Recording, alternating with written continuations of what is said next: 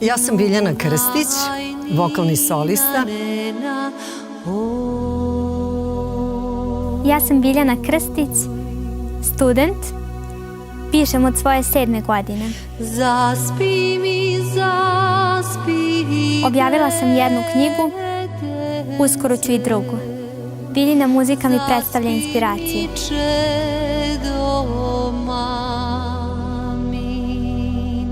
Svetlost nam omogućava da vidimo stvari. Sunce, zvezde, nebo, mesec. Moju imenjakinju Biljanu sam upoznala na njenoj promociji knjiga. Ono što me oduševljava kod nje je upravo način na koji piše, njen stil. U sobi bez prozora svaka stvar izgleda mračna ili crna. Ne možete videti ništa.